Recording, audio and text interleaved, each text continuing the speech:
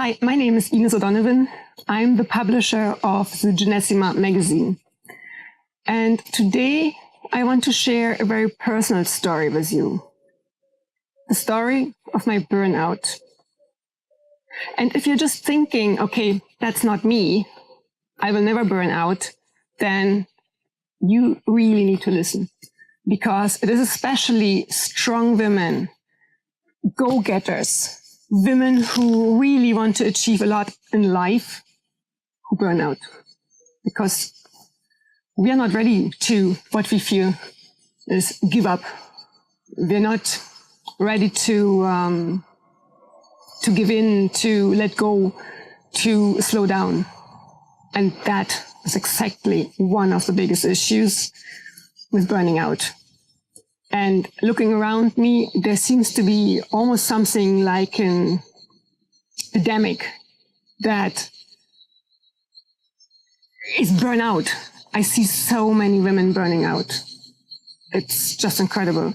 And we really need you, all of us in life to make the world a better place, to raise our children, to be able to help other people all around the world. Anyway, let me go into my story. So, burnout is not something that happens overnight. And that is one of the issues. Years ago, I studied stress management.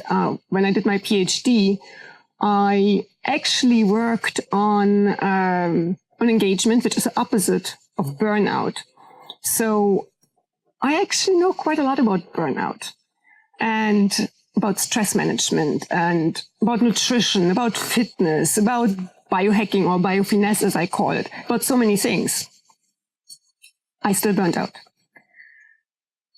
It all started with setting myself goals that are quite high, but I always thought, okay, yeah, they are achievable.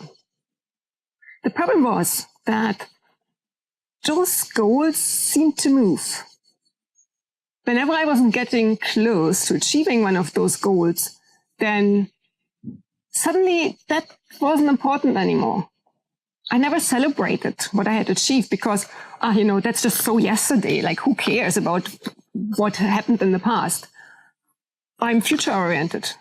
This is what I want to achieve. So my goals just kept going up, going up, going up. And the problem is that over time, then of course, you can't achieve all the goals that are there in life. And then I just, in a way, got upset with myself. And I really thought that, I just need to do more. I need to do more and more and more and more. And at the end, I worked every day, Monday to Sunday, from, let's say I got up at about 5, 6 o'clock. And then I worked until 10, 11 in the night. And then I couldn't let go even during the night, of course. And then what often happens to women at our age, we have to look after so many things, after our children, partners, business, to be there for our friends, and then our parents come into the picture. So that's what happened for me. So my dad, finally, after so many years, got a new kidney that we were desperately waiting for. And even though that was fabulous, and he's fine now, it caused other issues because he almost died several times during that period because things didn't work as well as they should have. And my mom and I, and my brother, we were in hospital with him a lot of the time.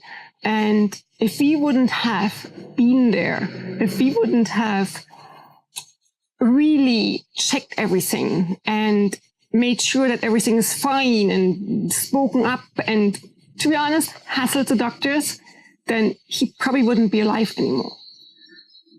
So that took a lot out of me. And even though theoretically I really should have taken a break afterwards, I thought, okay, I basically had stopped all my business to look after my dad. And after about 2 months, when I was basically getting ready to go back into business, I was like, okay, now I need to catch up. I need to really work very hard so that I can really achieve. And I had a new project that I wanted to work on. I was very excited about it. I loved it. It was like the greatest idea. And I was like, okay, now I'm going to do it. But I kept going the same way. Like I didn't take a break. Like I did actually take, I think, a day, maybe weekend, but that's it. No more. So I was like, yeah, I'm fine. So, and I love the project. So, you know, what's not good about that? So I went on, worked very hard on the project, started to set it all up. And basically I started that at the end of October in 2016. I started working on that. I finally brought a good team together where I felt, yes, now I'm ready and together we can rock and roll and really change the world for many women all around the world, you know, just make the life better because we want women, you, to enjoy life every day at any age.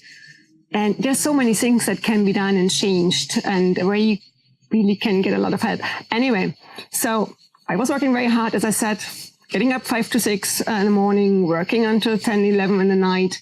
Sometimes my husband came in and said, you have to stop working.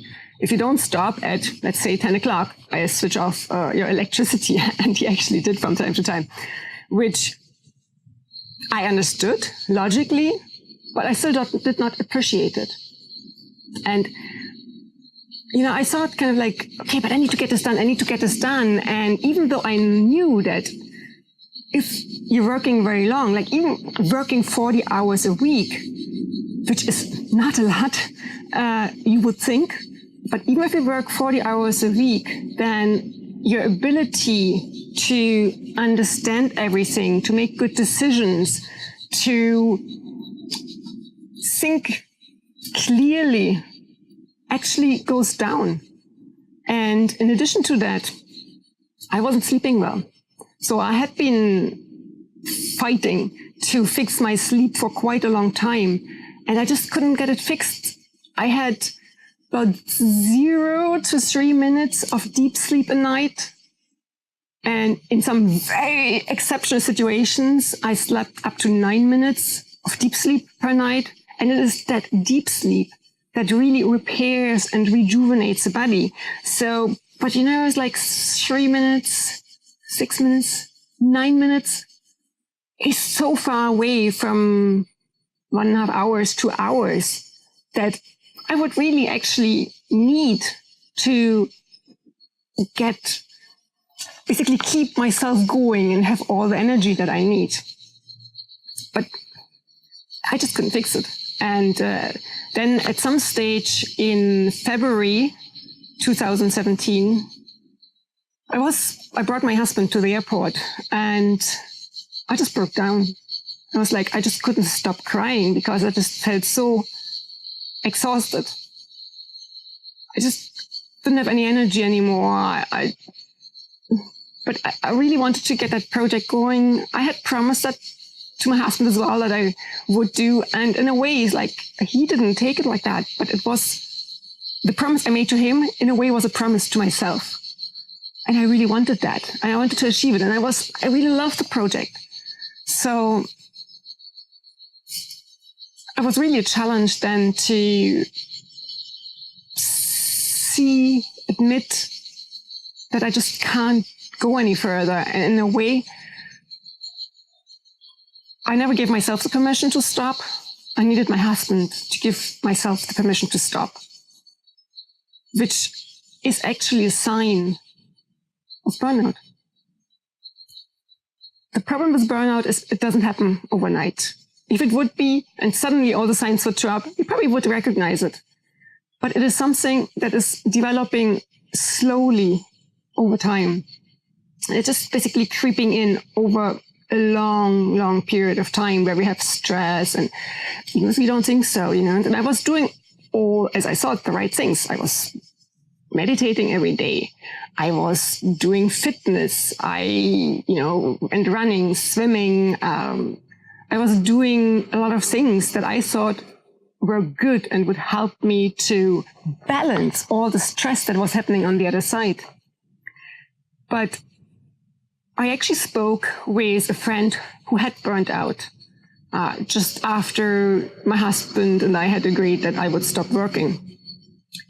And to be honest, I wasn't really 100% ready yet to stop because I had my team and I wanted to still brief them. So I still needed a little while to get it all organized.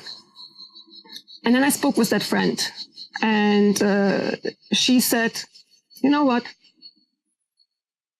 There are a lot of signs in you that I see that actually show that you're burnt out already.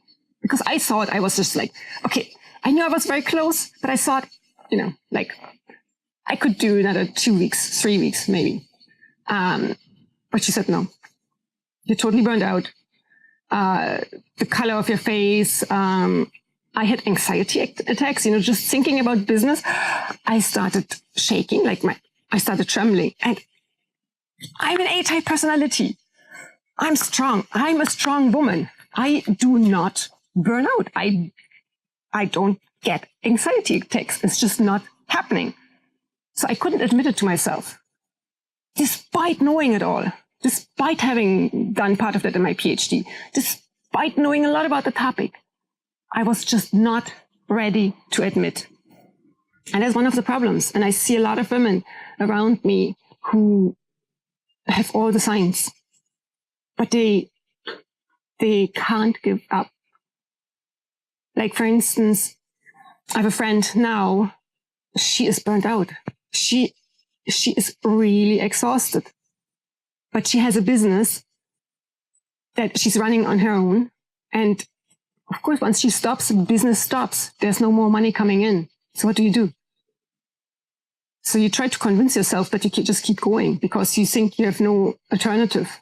The problem, though, is that at some stage, you will have to stop and you really can't do anything anymore because your body is absolutely exhausted, flat, nothing left. And all the good things that I was doing for me, like the meditation, fitness, etc., as my other friend explained to me, was it's good to do those things if you have enough energy left, and it might build energy. But if your body is running really low on energy, just on the last reserves, which was the case for me, then doing all this stuff just takes the last bit out of me. And I wouldn't believe it because somehow you keep yourself going as long as it goes in any way. And so basically, after that talk with my friend, I went back and said, okay, I'm stopping for months. My team can write my weekly newsletters. Everything else for the time being can wait. Still quickly published the Jeunessima magazine, and then everything else basically a month. And I'll be good enough to start the newsletters again. And I'm just 3 months, 6 months, even though I knew better, but 3 months, 6 months, and I'll be fine again. I can go on full throttle again. Yeah, right. I did, for that month, in fairness, I actually let go because I couldn't differently. It's like once I was ready to let go, it was amazing in a negative way. What happened to me? My body just shut down. I couldn't really get out of bed anymore. I was so tired, so exhausted. I couldn't read. I couldn't watch anything on TV. Nothing. It's just I was so exhausted. The only thing I could do, and which I did, was listening to audiobooks. The issue was I had to listen to them over and over again because I just didn't register. It was just kind of like some noise in the background that allowed me to finally sleep. And that went on for a few weeks. And it was frightening because I am a strong woman. But being in that situation where my body was just not being able to do anything anymore, really, that was really terrifying. But then again, I'm a strong woman. So after that month, I did actually start writing my weekly newsletters again myself and have been doing it since. Was it good or not? Not so sure, but it gave me some type of satisfaction. Bit by bit, I had to let everybody else go, like the whole team, because I just wasn't ready yet. I couldn't go back yet. It's like I was still anxious, thinking about business and just so tired. And yeah, I just wasn't able. And each time I thought, okay, after 3 months, I'll be fine again. And when I was getting close to that and nowhere near being fine, I was like, okay, 6 months. And it kind of like kept going. And then at some stage, basically, I decided, okay, I start in 2018. We'll be all fine again. And it is now July 2018. I'm not 100% ready yet, but I have found out what works for me. I'm not fully healed, by far not. And to be honest, it's difficult to even admit that to myself. But I share with you some of the signs of burnout in the magazine. And I still see a lot of those signs in me. So I have to be extremely, extremely careful. But I just so want to go back to business. And it's difficult. So one of the things that I tried throughout that time was I wanted to get fixed as quickly as possible. So I tried a lot of different things. Typical A-type personality. So, but that again was a lot of work in a way. Different type of work, but work. And a lot of those things just didn't work for me. And that's okay, because I think everybody has to find out what works for them. What I found out what works for me is meditation. So I'm meditating every day. It is acupuncture. Acupuncture makes a big difference for me. Sauna. Sauna is one of the best things to, on one side, detox, but also to really get your immune system, your nervous system well again, your immune system better. And I've also started seeing a psychologist because I know myself.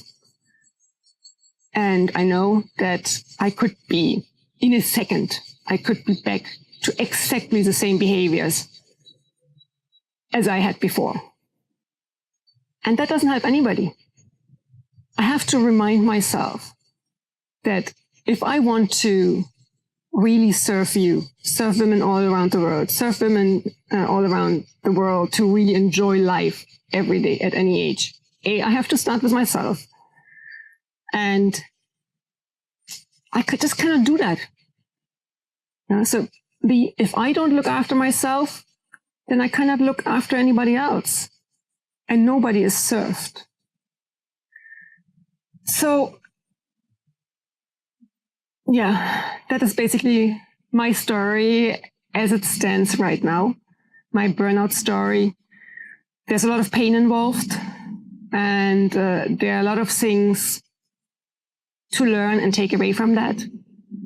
And if you register some of those signs that I'm sharing with you in the magazine, then really watch out and get somebody else to help you see those signs Plus, you still probably won't admit it, and that's one of the biggest problems. We all think we are so strong, and we are. But there's a breaking point for all of us. And taking more time for ourselves that we appreciate. For me, it just became chores. Yeah, it's like, okay, I just tick it off the list. But really enjoying a life outside of our business, outside of our main activities is so important, because you don't help anybody if you burn out. Don't help yourself, of course. You don't help your family. You don't help partners, parents, friends. You don't help your customers. You cannot be successful if you burn out. And my burnout until now, and as I said, I'm not fully recovered, and I expect it will probably take another year, maybe longer. If you can't work at all, or even if you can't work as well as you could if you would be fresh and full of energy, it's just not worth it. Not worth it for you, not worth it for anybody else in the world. So I do encourage you to look after yourself. You deserve it, and everybody else around you deserves it. You need to be well.